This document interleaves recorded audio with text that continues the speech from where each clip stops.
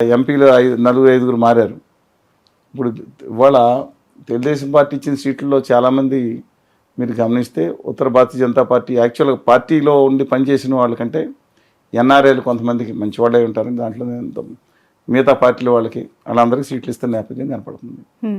అలాగే వైఎస్ఆర్ కాంగ్రెస్ పార్టీలో ఎవరు ఉంటారో కొంతమంది తెలియని నేపథ్యం ఒక్కొక్కళ్ళు కట్ చేసుకుంటూ వెళ్తున్నారు. ఈ నేపథ్యంలో వాళ్ళు ఇద్దరు పార్టీలు జంప్ అవటం. వేమిరెడ్డి ప్రభాకర్ రెడ్డి గారికి ఎక్స్టెన్షన్ లేదు, వాళ్ళ మిస్సెస్ సీటు ఆలోచన చెప్తున్నారని ఆయన ఎంపీ సీటు వాళ్ళ మిస్సెస్కి 2 కూడా. అలాగే కేసీ నాని గారు అటు జంప్ అండి. ఇక్కడ కర్నూలు ఎంపీ మిగతా వాళ్ళందరూ ఆ పార్టీలోకి వెళ్ళటం. వల్లభనేని బాలశౌరి గారు మచిలీపట్నం నుంచి జనసేన అభ్యర్థి కింద పోటీ చేయడం వైఎస్ఆర్ కాంగ్రెస్ పార్టీలో ఉండగా ఆయన ఎంపీగా ఉండగా. ఇక రఘురామకృష్ణరాజు గారు ఆయన సంగతి మన తర్వాత సెపరేట్గా మాట్లాడుకుందాం. ఎందుకంటే ఆయన సీట్ రాలేదంటే ఎవరు కారణం అనేది ఒక పెద్ద క్వశ్చన్ మార్క్. దానికేమో ఆయన అన్ని ట్రోలింగ్స్ ఆయన ఎవరో సారా వీర్రాజు గారు అని వీళ్ళు ట్రోల్ చేస్తుంటారు ఒక బ్యాచ్. బహుశా వాళ్ళ ఉద్దేశం ఏంటంటే గౌరవనీయులు సోమ వీర్రాజు గారే ఉంటారు. ఆయన బీజేపీలో రానివ్వకపోవచ్చు కానీ తెలుగుదేశం ఎందుకు రానివ్వలేదు అనేది $1 మిలియన్ క్వశ్చన్ సమాధానం చెప్పరు. తెలుగుదేశంలో టికెట్ ఇవ్వదని అవసరం లేదు కదా, కానీ తెలుగుదేశం ఎందుకు చేయలేదని క్వశ్చన్ నేను మాట్లాడుకుందాం. చాలా ఉన్నాయి. శ్రీనివాస్ గారు, ఇవన్నీ ఓకే, మనం కరెంట్ ఇష్యూస్ చూస్తూనే ఉన్నాము, లేటెస్ట్ డెవలప్మెంట్స్. ఇక్కడ ఈ నిమిషానికి టికెట్ దక్కకపోతే నెక్స్ట్ గంటలో ఇంకో పార్టీలో చేరిపోవడం, కండువాలు కప్పేసుకోవడం, జెండాలు మార్చేసుకోవడం, ఇంట్లో ఉండే ఫోటోలు ఫ్రేమ్లతో సహా ప్రిపేర్ అయిపోతున్నారు అభ్యర్థులు, ప్రచారం చేసేసుకుంటున్నారు.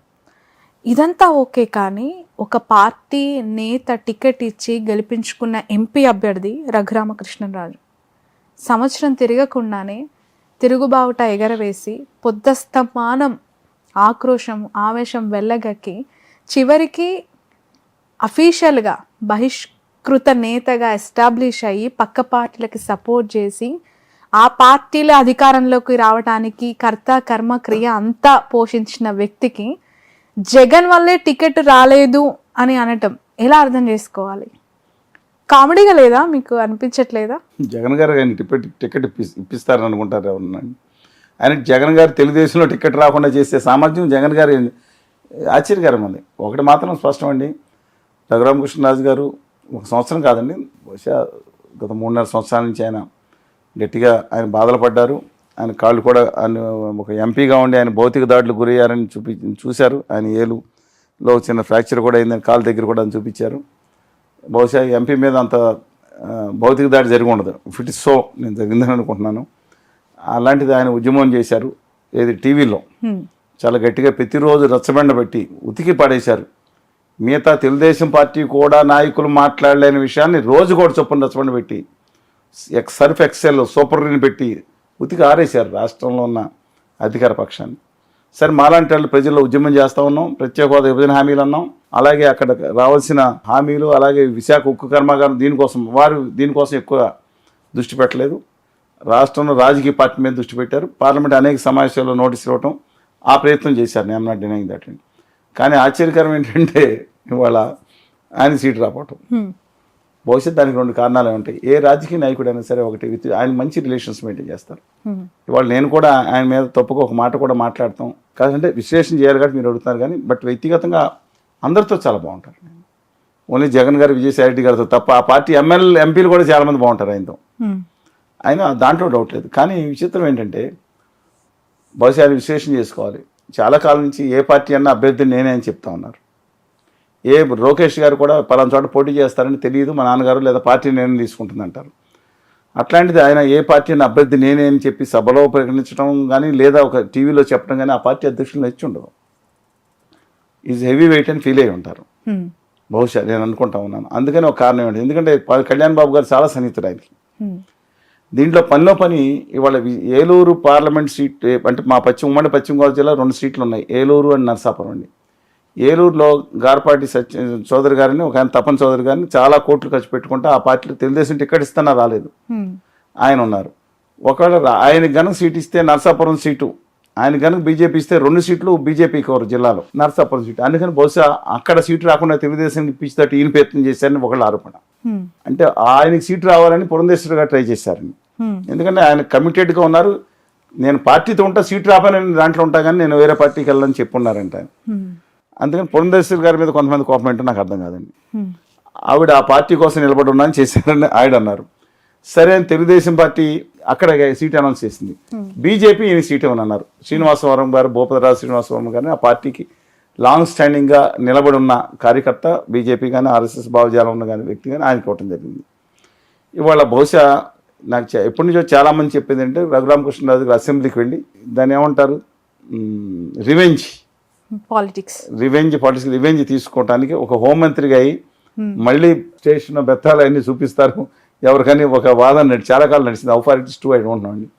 బట్ అసెంబ్లీకి వెళ్ళి హోంమంత్రి అవ్వాలని కనీసం 6 నెలలను హోంమంత్రిగా చేయాలని ఉందని. అఫ్ కోర్స్ అవన్నీ చేయాలంటే ముందు టికెట్ దక్కాలి కదా. ఇప్పుడు అసెంబ్లీకి రావచ్చండి, ఏముంది టికెట్లే ఉంది, ఇప్పుడు మార్చుకోవచ్చు. ఓకే, అది బీఫార్మ్ ఆకర్షణలో కూడా నామినేషన్ చేసే రోజు కూడా బీఫార్మ్ ఎత్తేవచ్చు. అంటే అక్కడ ఉన్న టీం ని గెలిచే స్థానాన్ని డిస్టర్బ్ చేసినట్టే అవుతుంది కదా చివరి ఖచ్చితంగా. వాళ్ళు చెప్తారండి అక్కడ ఆ నరసాపురం స్థానం అనేది దయచేసి అర్థం చేసుకుని మా పార్లమెంట్ కాన్స్టిట్యున్సీ కాబట్టి అక్కడ బాగా యాక్టివ్గా నేను ఉంటాను కాబట్టి ఇవాళ 89లో ఎన్టీ రామారావు గారికి అప్పటి వరకు ఉన్న 30 సీట్లు ఉంటే ఓడిపోయి 2 సీట్లు దక్కినాయి. అందులో ఒకటి కెంబూరు రామ్మోహన్ రావు గారు ఇప్పుడు తీసేసిన బొబ్బిలి సీటు, 2వ సీటు విజయకుమార్ రావుకి నరసాపురం. అంటే ఎంత స్ట్రాంగ్ సీటు అర్థం చేసుకోండి. అందువలన ఈ నేపథ్యంలో ఇవాళ అక్కడ తెలుగుదేశం పార్టీ జనసేన ఉమ్మడి అభ్యర్థికి ఎవరు నిలబడినా 140,000 నుంచి 170,000 మెజార్టీ వస్తుందని అంచనా. ఇంతకుముందు కూడా వచ్చింది. కేవలం రఘురామకృష్ణరాజు గారు నెగ్గింది కేవలం అండర్ 40,000 ఓట్స్, దాదాపు 40,000 ఓట్లు మెజార్టీతోనే నెగ్గారు. నాగబాబు గారికి 2 లక్షల మెజార్టీ పైన వచ్చింది. అందుకని తెలుగుదేశం జనసేన కలిసి ఆ లెక్కలు వేసుకున్నా సరే 150,000 నుంచి ఆ పైన మెజార్టీ రావాలి 2 లక్షల లోపు. ఆ పరిస్థితుల్లో ఆ సీటు ఎవరు పెట్టినా సీటు నెగ్గే సీటు. బహుశా మరి ఎందుకని ఉత్తర భారతీయ జనతా పార్టీ ఎందుకు టికెట్ ఇవ్వలేదో తెలియదండి. జనసేనకి సన్నిహితులు, జనసేన వారి కుటుంబం అక్కడ వచ్చినప్పుడు ఢిల్లీలో వీరు ఆతిథ్యం ఇచ్చారు 1-2 సార్లు అని తెలుస్తూ ఉంది. మరి ఆయన ఎందుకు ఇవ్వలేదో నాకు తెలియదు.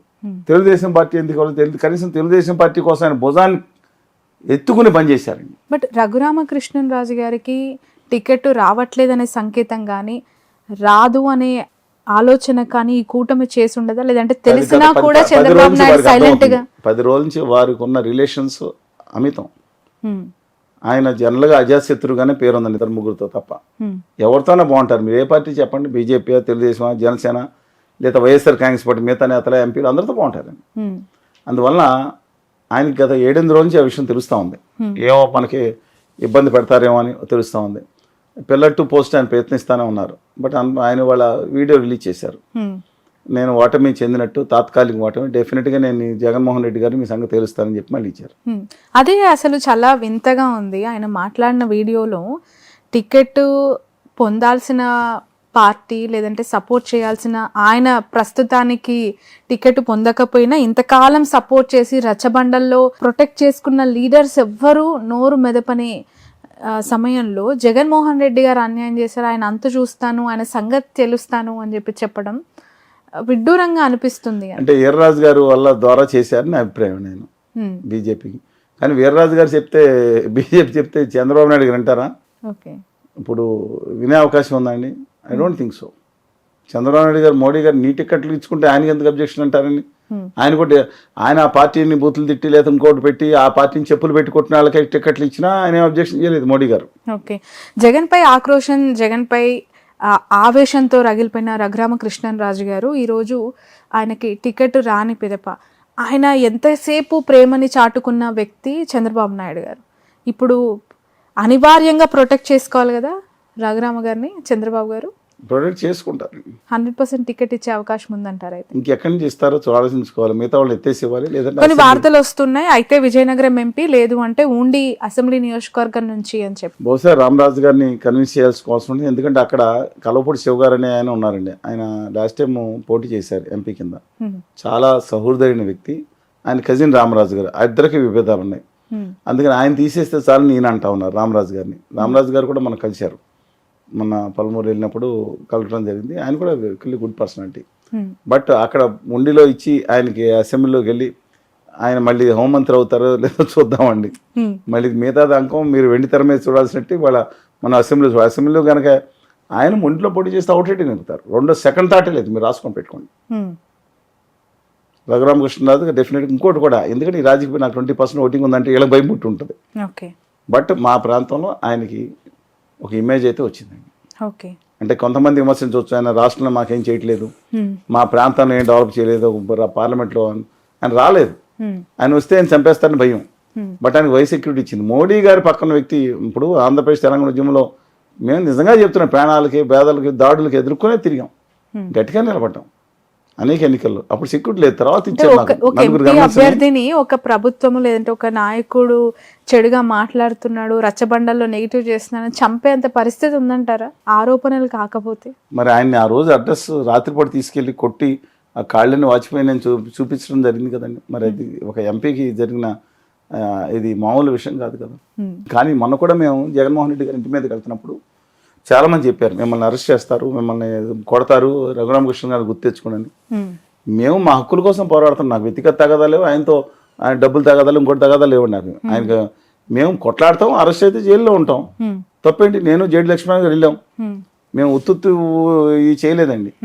ఏదో అరెస్ట్ చేయటం లేకపోతే వచ్చి ఇంట్లో హౌస్ అరెస్ట్ చేయటం ఎలాగ పెట్టుకున్నాం, ఎలా చేయాలి రెక్కి అన్నారు మన ఎవరు లక్ష్మణ్ గారు, మొత్తం చూసుకున్నాం. వందలాది మంది పోలీసులు పెట్టారు, వేరే దారి మీద దాదాపు ఇంటి దగ్గరికి వెళ్ళిపోయాం. ఇంకా కూడా దాటేసేవాళ్ళం కూడా. మేము వినతి పత్రం ఇస్తాం, ఇవ్వకపోతే చెప్పాం 31 మీరు ఫిబ్రవరి 29 తారీఖు లోపు వాళ్ళ హోదా విభజన హామీల మీద మీరు